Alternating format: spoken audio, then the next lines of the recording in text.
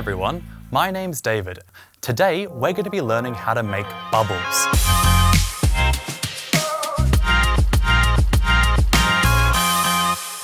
In order to make Questacon's famous secret bubble mixture, we're going to need some ingredients.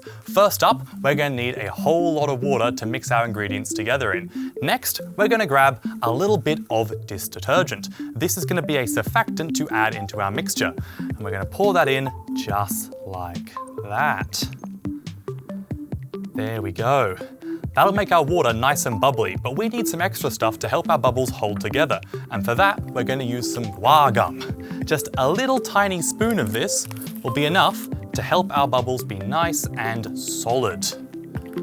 Finally, we're going to add just a sprinkling of bicarb soda. Now you can find all of this in your house or at the shops. Just a little bit up the top there. Then we're going to mix it all together nice and slowly so it doesn't get too foamy. We don't want lots of bubbles just yet. We're going to mix, we're going to mix, and we're going to mix. You're going to notice your solution becoming a little bit gel-like as we go. That's exactly what we want. Once it's all mixed together, you're going to leave it for a little while, maybe a couple of minutes, maybe a couple of hours. The longer you leave it, the better it's going to set. That said, you can use it straight away.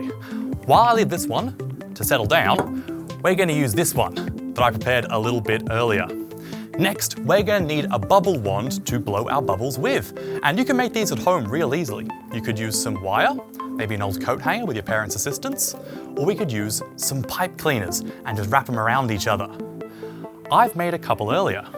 And now we can dunk it in our bubble mixture, bring it out, and give it a blow